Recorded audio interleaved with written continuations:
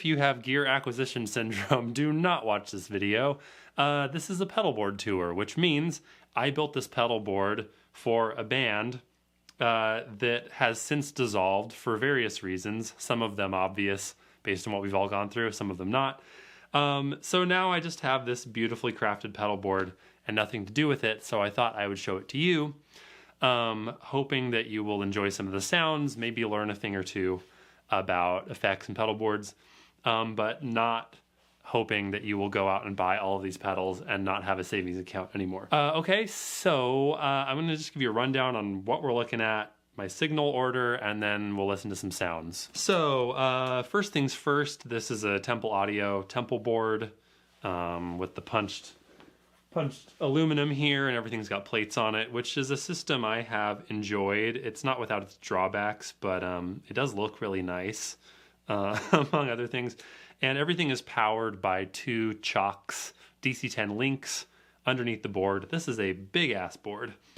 So that's all the boring stuff. Okay, so I'm gonna do some pointing with my foot here. So what we're looking at first is pitch effects. I've got two Cog T16 octave pedals. I'll just play you the sounds as I talk, and then we'll go back and do more details. So first T16, T16 number 2, the Iron Ether Subterranea, just kind of a synth pedal thing, the Digitech Whammy Ricochet, the Iron Ether Frantabit Bit Crusher, the Chase Bliss Brothers two-sided drive, a couple different drive sounds I've dialed in there. Wow, there's so much Iron Ether on this board. Iron Ether Xerograph Deluxe resonant low pass filter. This one's hooked up to the Expression. And then the second one I have some different settings on.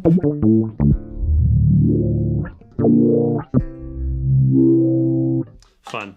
And then we jump over to the MXR Analog Chorus. It's a really lovely chorus. The TC Electronic Flashback II, which is a multi-delay.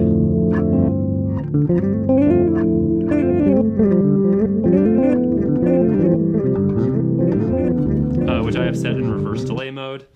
Then the DOD Rubberneck analog delay, which has some modulation section. I have the TC Electronic Hall of Fame 2 reverb in the effects loop of the Rubberneck, doing some crystal shimmer reverb on the delays, but not on the dry signal, which is pretty cool.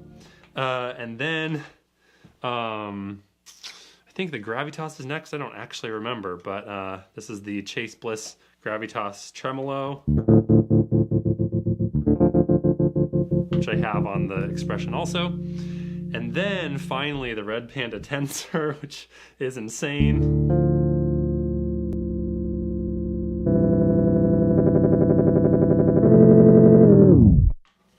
I'll explain what's going on there in a minute. And then finally I'm going to an end of chain compressor with the TC Electronic Spectracomp, and then into the Polytune 3, which doesn't sound like much, but it tunes and it mutes. So as you may be able to tell, I built this board for an electronic-ish band where I needed to not sound like a bass a lot of the time. That's why I have 3 different octave pedals at the beginning.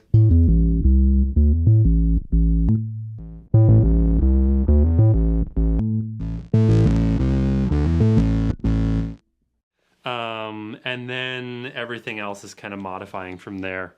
So there's so many ways I could go about this.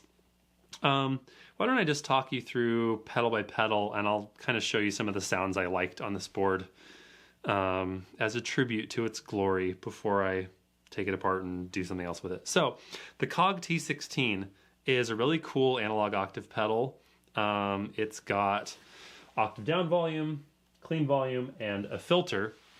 So it's basically an OC2, a Boss OC2, and that's what I used to have on the board, actually.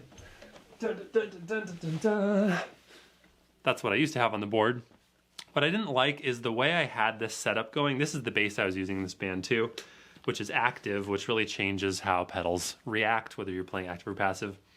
I was having trouble getting enough gain out of the OC2, even with the volume maxed. So that's why I like the Cog, because as you can see, I have the volume at like halfway, and that's a good kind of unity gain.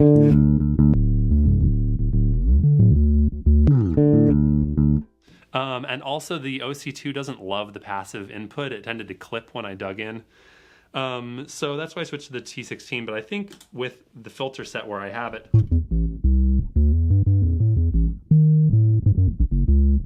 it has a pretty good OC2 sound. And then the reason I have a second one is because I also wanted the filter opened up, which is what it sounds like here. But there's no presets or anything, so I just bought two of them and put them close enough that I could switch them with my foot like this, doing some tap dancing. The fellow who makes these effects does make a bigger pedal with a switch, I think the T47, but I was having trouble finding new ones in stock at the time, and you may have trouble with that too if your gear acquisition syndrome is already leading you to various pedal websites.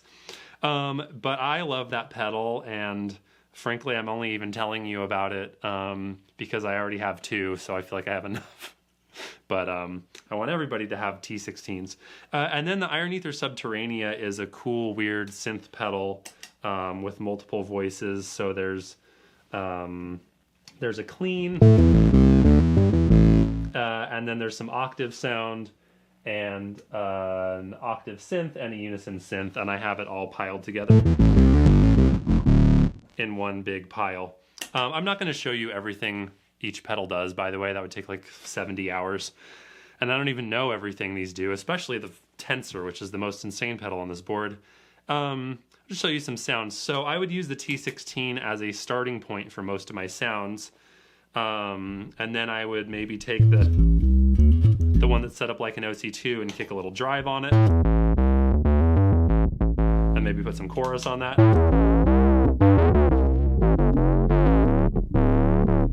Do that sound without drive too.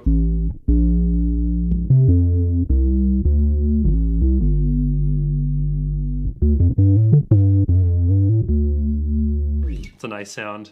And then throwing a little drive on that and running through the low pass. I did that a lot too.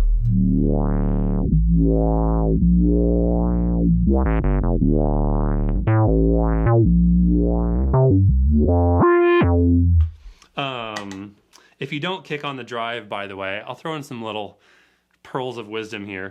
If you don't have enough drive on your sound, low pass filters don't sound interesting.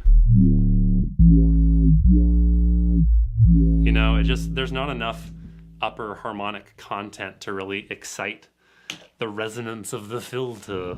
But you get that really. And that's true if I do any of the drives. That one's a little mellower. This one is the Bit Crusher, which is not mellow.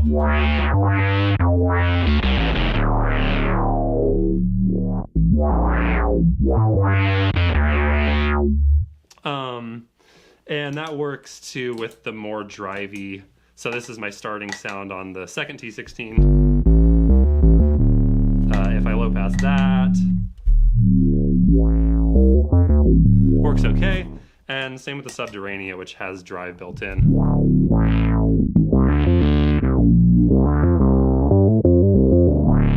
That's kind of the fattest of all those sounds I had dialed because it was for like an intense part of something. Okay, moving on to the Whammy Ricochet. I love this pedal.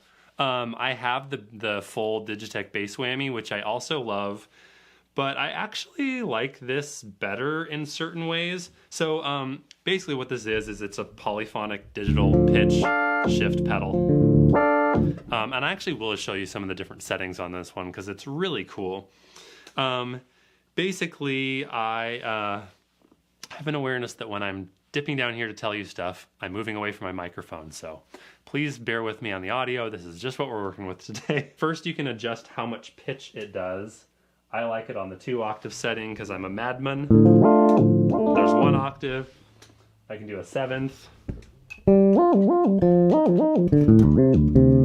I don't know. I like the more dramatic shit. I have it on momentary mode. You can not do that and then do this.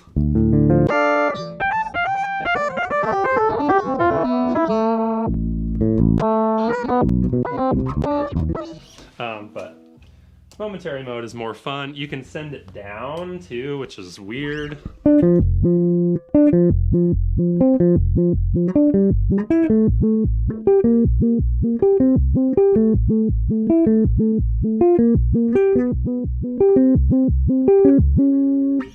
That would maybe be better with one octave, wouldn't it?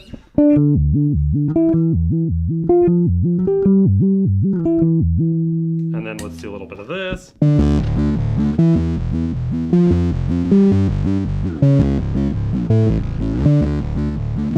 Ooh, okay, a little hard to time the rhythm there, but you get the idea. You can do a bunch of cool stuff with this.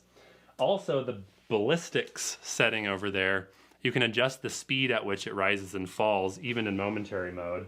So if we do, I like to do a little bit of this. Oops, gotta keep playing. How cool is that?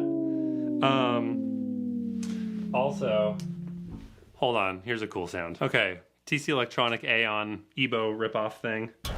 Is it Aeon or Eon?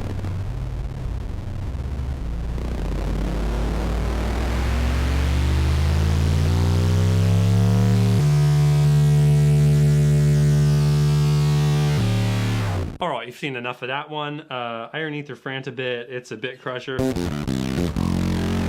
It's also a sample rate reducer.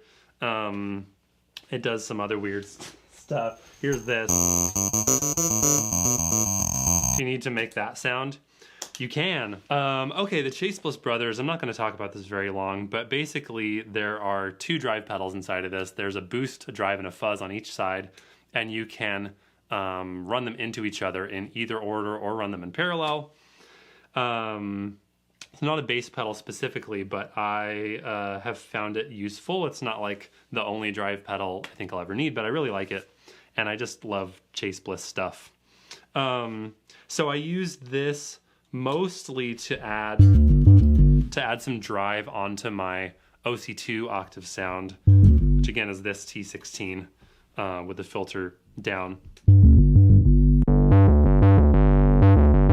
Sometimes I would do that just to get some drive, and sometimes it would be to get a filter to speak differently. Which, another pearl of wisdom, part of why I go pitch, drive, filter is so that I can decide how I want to hit the filters. Right, because if I go into this one with no drive, it's a pretty understated sound, but if I had some drive, that's very, very different. So I like that. Pitch before filter, drive before filter really met my needs for this board. It's not the only right way to do it, but it's what I was digging. So I had a more aggressive drive on the B side, and then a slightly less aggressive drive on the A side. Okay, the Iron Ether Xerograph Deluxe. This pedal is fucking awesome. I don't swear in these videos that much, but this one was really worth it. Originally on this board, in this big area right here, I had a Moog. What's the name of that pedal? The low pass Mooger Fooger. It's like seriously this big, and it has wood paneling on it, like a 90s Subaru Outback.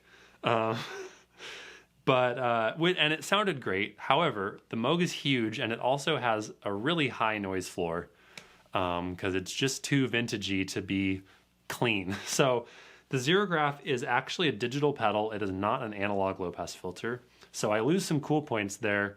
But what I gained is like a pretty Moogy sound without the footprint, and also it doesn't make a bunch of noise. So I'm glad I have the Moog. I actually have two of that Moog pedal, but it just didn't make it onto the pedal board. So anyway, the Xerograph is a great low-pass filter. It's also a lot more flexible than the Moog and does some stuff that the Moog doesn't do. Like you can change the direction of the filter, which is this. And that's why I have two on this board, actually, is because I have one with the envelope going one way and one with the envelope going the other way. And you also have a second switch. You can turn the envelope on and off. So this one I'm controlling with the expression pedal, so I don't need the envelope.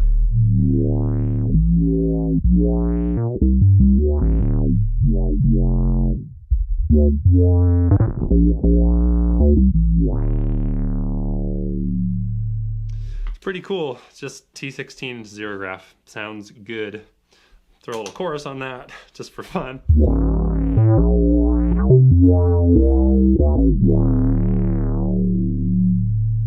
And you could do a lot more with that pedal. You could do more kind of wah stuff if you turned on the envelope and just kind of park the expression. No chorus, thank you. And maybe go fast on the envelope.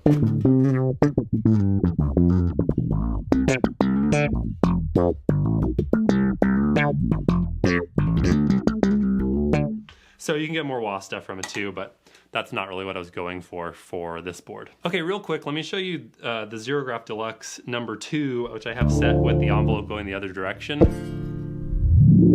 So it does that kind of thing.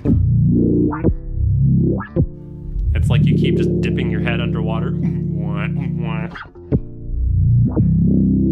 So what I like about this, it's really responsive. So if I play chords softly, it does that, but also if I play this with an octave, single notes,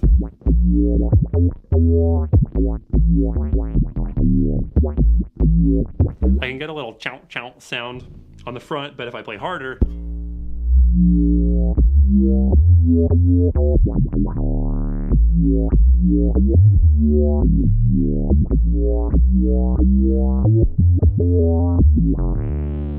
so I really enjoyed playing with this. Is that the sound I was using, or was I doing this? Yeah, that was it.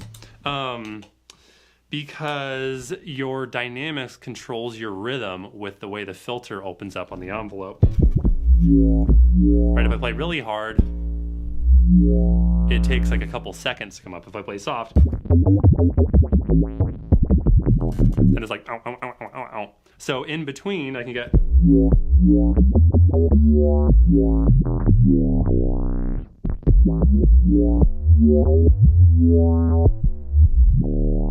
So I can control how fast that mwah happens based on how hard I strike the string, which I thought was pretty cool. It felt really different than normal bass playing. Okay, jumping over to the chorus real quick. Here's what I love about this chorus. I actually like this a lot more than the MXR Bass Chorus Deluxe, and here's why. It's the low cut. It's all about that low cut. Because with the band I was playing with this pedal board, I was switching back and forth between clean bass sound. And if you throw a chorus on clean bass, whatever, sounds fine. It just transports you to the 80s. But if you take a subby octave pedal signal and you put chorus on it without a low cut, yeah. Then the chorus effectively doubles the sub signal to create the chorusing effect, but that results in a net volume gain, a perceived net volume gain, because the sub information is increasing. So what I did is I set that low cut so that the chorus is only happening on the higher part of the signal, and the sub stuff doesn't get like amplified by the chorus. So that was pretty crucial, because I was using a couple other choruses, including the TC Corona chorus, which is a great chorus, but it just didn't work for me because I really needed to control the amount of low end I was sending with a mix of different pitch effects. So also the MXR Analog Chorus is pretty cheap compared to the Bass Chorus Deluxe, and I actually like it more. And it has just a really nice sparkly...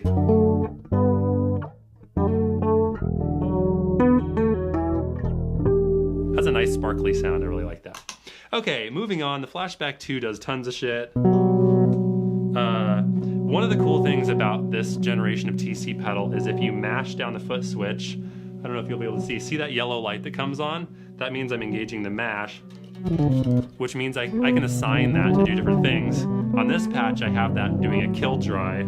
So if I don't do that, you hear what I first play, and then you hear the reverse delay. If I mash it, you only hear the wet signal. It's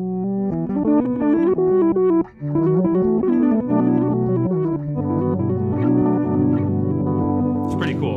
And then you can run that into the other delay for even more madness. And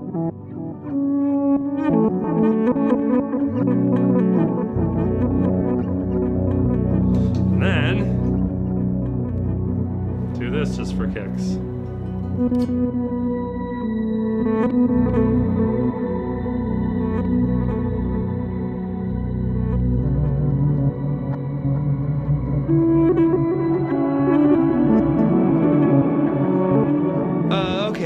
Moving on, Rubberneck analog delay. Again, this pedal does too much for me to really talk about in a comprehensive way, but it's a really nice sounding analog delay. I got this thing for like 150 bucks, which was a great deal.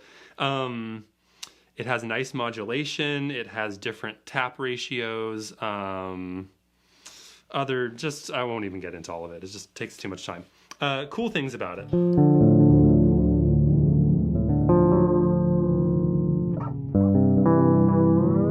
You can do stuff with the modulation by mashing that left switch, and on the right you can mash the feedback. And you can get it to do weird oscillating stuff.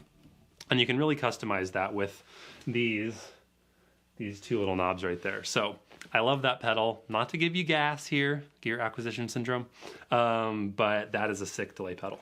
Okay, next is the Tremolo. This is a really great tremolo by Chase Bliss. There's a lot of flexibility with how you want this to sound. You can get gentle sounds, you can do harmonic tremolos and blah blah blah, and I don't even know enough about tremolo to tell you everything it does. You can get this to sound a lot like the Earthquaker Devices Hummingbird, by the way, if you put the front square and the back triangle.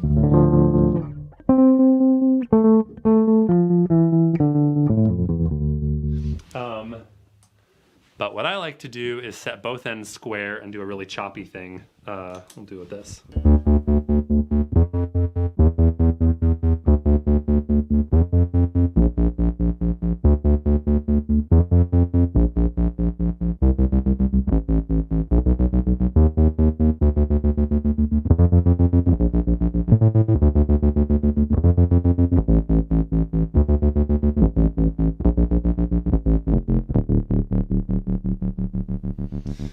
And then I hooked up the expression pedal to the rate control, so I'm approximating doing like a 2 to 3 thing, 1E and a 2E and a 3E and a which I was actually doing with a MIDI clock source. I have a MIDI input on the side of the board that's running to the MIDI in on the source audio Reflex expression, which I forgot to talk about. And then that was sending MIDI clock into the Gravitas and then sending subdivisions rather than approximating. But right now it's just approximating, so that's cool. I could just talk about this for so long, right? Maybe you're feeling that way. Maybe you felt that way 5 minutes ago, now you're not even here. But if you are still here, we'll just finish up. So the Gravitas then goes to the Tensor. Oh my god, this is an insane pedal.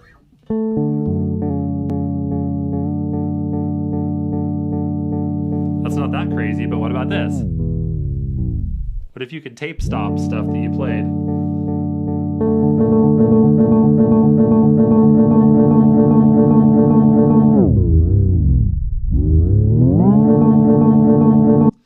And it does so much more than that too.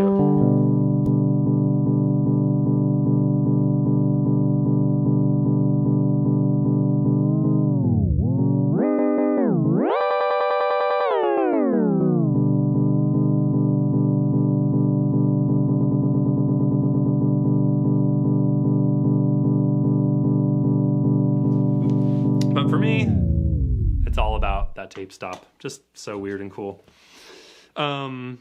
Okay, so the last thing I want to tell you, pearl of wisdom, if you're ever setting up a board like this, where you have clean bass sounds and like subby synth sounds, I found it crucial to have some end of chain compression, which is what I'm doing with the Spectracomp here. You see this knob setting doesn't do anything. I went into the computer editor on the patches and I set up a patch that would squash the crap out of everything under like, I don't remember, 80 hertz, 100 hertz, somewhere in that realm. basically I want to have, whether I'm playing clean bass or subby octave pedal bass, I want the amount of sub going out to be the same so that the person mixing the sound in the venue isn't mad at me. So I would advise, don't go out with your big Synthy octave pedal board without a compression plan, because otherwise the audience is going to feel the amount of sub in a normal bass signal, which is much more mid-rangey, and then they're going to feel the OC2 sound or whatever, and it's going to be like, woo, woo, woo, and it's just going to not vibe. So I found this really helpful because it's a multi-band compressor, so I squashed everything under 100-ish, and then I did much more gentle compression on top of that, and it seemed to work really well the handful of times I got to use it in a venue. Okay, real quick, Source Audio Reflex. I don't think they make this anymore, which I find enraging because I think it might be their coolest pedal ever. It's a multi-output expression pedal that can do just like a whole ton of things that I couldn't find anything better. So I have one output going to the Tensor, one going to the Gravitas, and one going to this Xerograph. And I can do all that without having to plug and unplug stuff. I can have customized settings on the outside and inside of the range on all three of those outputs. I can send different waves rather than just a like up-down signal. I can send like a sine at different speeds or a square wave at different speeds. And there's a multifunction out and a digital out and a MIDI out and a MIDI in, so it can take MIDI clock, which is part of what I was using it for. So yeah, it's kind of amazing, and I hope they start making it again or something, because if this ever breaks, I'm going to be very upset, because it's just like a super, super sick pedal. That one maybe you should put on your gear acquisition list. Thank you so much for hanging out with me while I pay tribute to this pedal board. It was really fun to put together. I did lots of research and tried lots of things, and it worked really well. And now it's time to move on and take things off and put new things on. So thanks for joining me. I will have a bonus video for my patrons over at patreon.com. I'll talk about some more pedal stuff related to this board that will hopefully be useful to said patrons. And I'll see you next time.